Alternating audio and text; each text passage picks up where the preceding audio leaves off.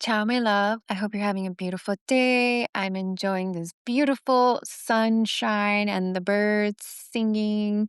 And I'm just loving this Taurus season energy. It's fire. Anyway, this episode is about your soulmate. And it's about how all of us have a type. And when I say type, I'm talking about like that dream woman, man, that person, the ideal, like physical attractiveness, like what we all find physically attractive is very different. So I want to talk about this because I have seen some bullshit posts online. I'm not gonna say who, I'm not gonna say what, but like I've seen some bullshit things said. And so it kind of made me want to talk about it. I've spoken about it actually a little bit last year. If you follow me on Instagram, I posted quite a bit on Instagram and on threads. I talked about how your type is like your soul's calling, like your to your soulmate, like your blueprint, that remembrance, that you remember this person who was your divine partner in many lifetimes. Okay, because I do believe that we all have that soulmate that we've been, with in many lives, and we keep reincarnating together. I think I don't know if I spoke about that on a soulmate podcast before, but this one is specifically about the physical appearance. Because the other day, I can't remember when, I saw this girl post about how she can't stand people who don't, well, she said women. She can't stand women who don't date outside of their race. And she said some other things. I think she was talking about specifically women who only maybe date white Europeans, and how she thinks that they should also date other races, right? And I don't know. She said that people who don't do that will never find their true soulmate. Okay, and mind you, she works a lot with women in their embodiment, in finding a love. She actually has a dating business where she matches men with their ideal woman. I've seen some of these what do you call them? Like posts where she's saying, "Oh, there's this guy in this city, this state who's looking for this specific woman. She has to be this age, she has to look like this, she has to have this type of career, she has to be this type of person." And it makes me laugh when someone, especially a woman, is saying something like that, because it's like, so you have this successful business where you're making lots of money matching men with their ideal woman, right? But then you're saying that women who don't, you know, date outside of their preference are not going to meet their true soulmate. What the fuck is this? Anyway, that's not the first time I've seen someone kind of say this kind of shit, this kind of crap, you know?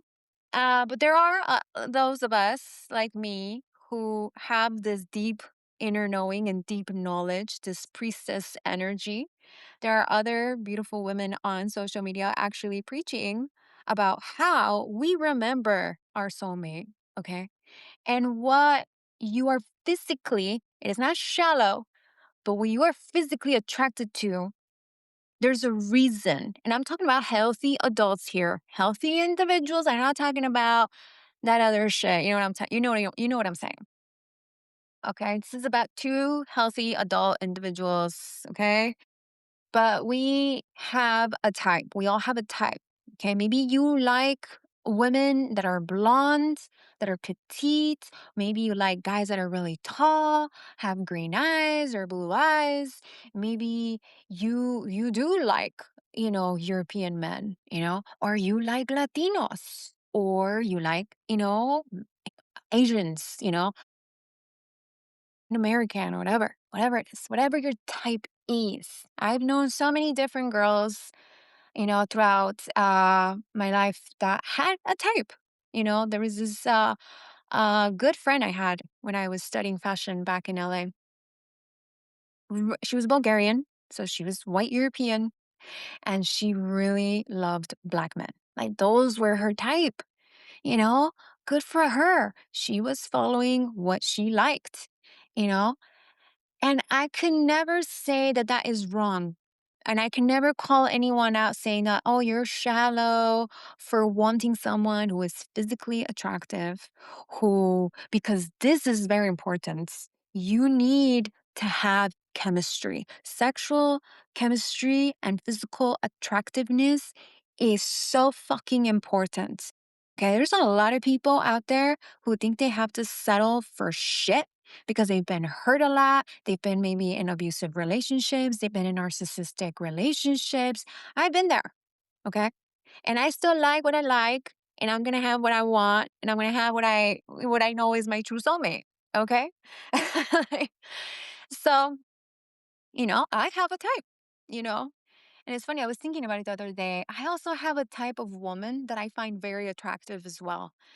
And I think every girl has that where they find certain women very beautiful, because it's okay. You could be straight and you can still find women beautiful, you know, or men can be straight and still think a guy is very attractive. Like, oh, that guy's is pretty good looking. That's a pretty handsome guy, you know, and that's very natural. There's nothing wrong with that. There's nothing, gay about it. You could be straight. I'm not saying there's anything wrong with being gay. I'm just saying that straight people, men, women, who find other, same sex attractive is a very natural thing.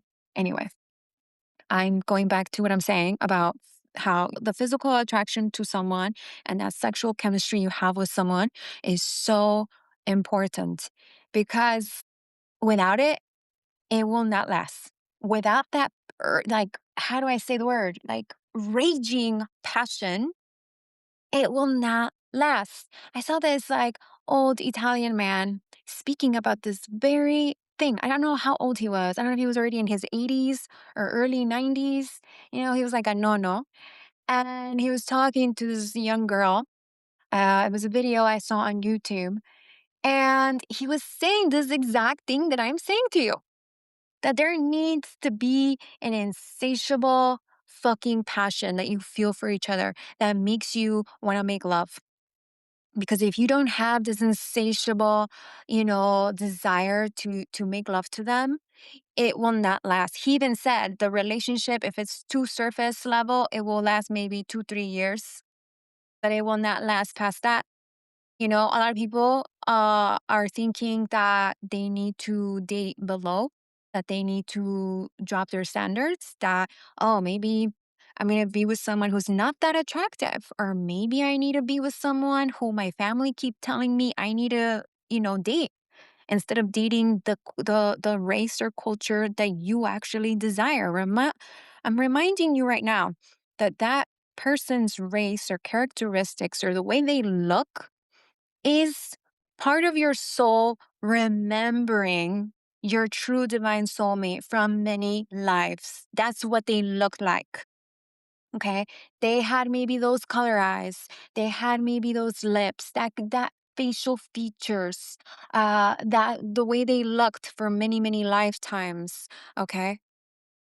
I'm not gonna get into past lives on this episode, but you know, I do think that you could reincarnate with similar features over many lives. So, again, this is your soul remembering what they look like. So, of course, in this life, or also when you reincarnated in this life, right? You're already, Mamma Mia, you're already reincarnated with that memory. It's kind of like, how do I say this? You have already that code in your soul to look out for. So you're like, okay, you're looking for your soulmate. All your life, you're looking for him or her. You're looking for certain aspects. Your soul already knows what they look like. So you keep dating people that look like them. You keep maybe dating people who might have their name. I think I've said this before. Uh, the all the people you have dated over your life have a similarity to your true soulmate, to your true partner, your divine partner, whatever you want to call it. Okay. Yeah.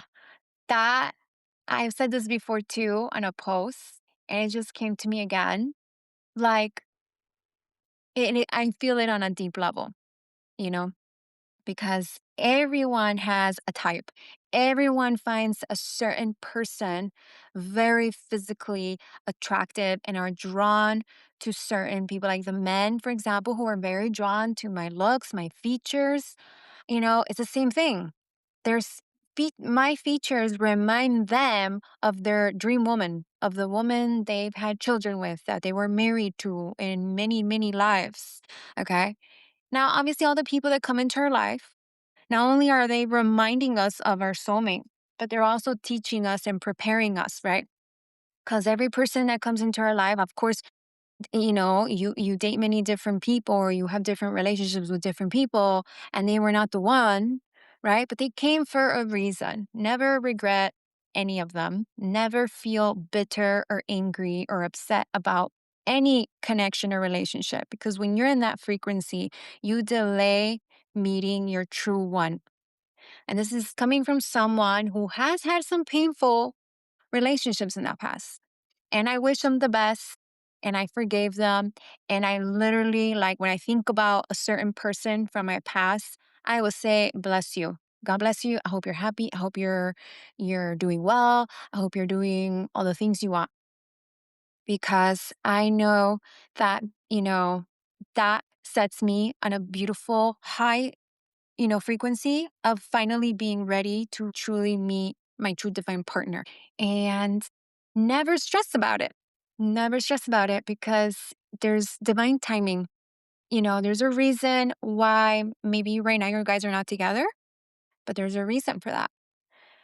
Um, but anyway, I'm not going to get too deep into that subject. That could be a different episode. But on this one, I just want to tell you that whatever you find physically attractive, there is a divine reason. Never feel ashamed for wanting someone who's tall, or wanting someone who's petite, or someone who's slim or athletic or muscular or dark and handsome or blonde and blue eyes, or whatever it is that you want, that you desire. Okay. It is there for a freaking reason. It's very divine. And the one thing that also is very toxic is when, again, someone who's been in a very maybe narcissistic relationship, or just lots of abusive relationships, or maybe you've just always been the overgiver and you've had to learn a lot of fucking lessons. And then you get to a point where you're like, I guess I'm just going to date down. There's even, currently we're seeing that with even famous people. I'm not gonna say who, but you're sometimes seeing that these, very beautiful, successful women are dating men that are beneath them in some kind of way. Especially in the attractive factor. They date very unattractive men. Like, I don't know why. It's like, what is that? Oh my God, what's that movie? Shrek? It's kind of like that, you know? Why the hell did the princess go for that guy, when she could have had her prince, you know? I'm not going to get too deep into that, but you know what I'm saying, right? You are a goddess. You're an empress, whatever, queen. You're fucking gorgeous, beautiful, talented. You take care of yourself. You're very feminine or whatever. You can be masculine if you want, whatever it is. And you want that equal. You want that person who truly matches what you are. You also want to be with someone who's very attractive. And now, don't think that because you have high sexual chemistry with someone that right away you're going to say, oh my God, he's a narcissist. Oh my God, he's toxic, because you have this high intense passion with someone. Like, I don't know who started saying that because you have an intense passion with someone that is toxic, that is going to be a toxic relationship. That shit needs to go. That teaching, whatever it is, it needs to go. It's very fucking healthy. Okay, I'm gonna say it really loud and clear. To have an insane, insatiable passion. This is coming from a Scorpio, okay, who is very passionate. And my sacral chakra is quite fucking open, okay? And what I say by that is that I have a healthy relationship with my sexuality.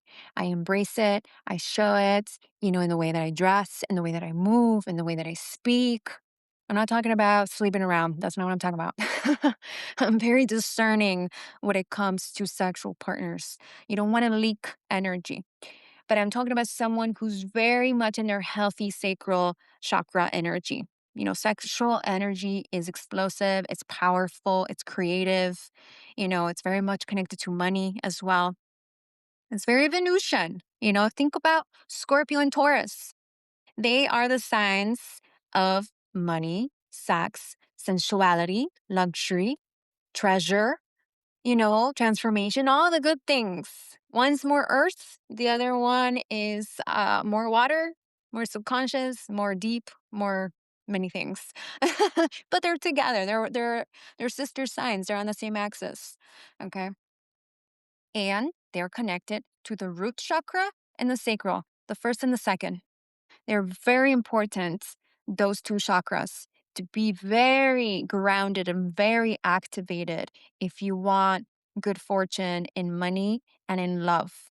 When you're not having, good luck in those two things in life, those are the chakras you really need to work on, especially spiritual people like me, myself, who are too up in the upper chakras. Those are very easy for us to be up in those, but then nothing else is going on in the earthly ones and in the roots, in the sacral, in the solar plexus. Those are the ones that we tend to forget, and then they're very out of balance. But anyway, I'm getting out of topic. The topic is sexual attraction and your type, and how that is leading you, showing you your soulmate. And I don't want no one thinking that because you have an insatiable, passionate, thrilling, erotic connection with someone that it's bad, that it's a bad sign, that it's toxic. No, no, no, no, no, no. And if, again, your type is a certain race, I mean, you only like Latinos, or you like Europeans, or you like, black men or Asian men, whatever it is, or girls, whatever, it is very healthy to have a type. And that's where I'm going to leave this, because if not, I'm going to go on and on and on. And you're going to be like, Maida, you're having a big rant. I didn't even know if I did my opening for the podcast or not, but we're going to leave it like this. Un bacio, welcome back, you know? And those that are new, and then this is the first podcast that you're listening to of mine. Benvenuti. Ok, un bacio, alla prossima. Ciao.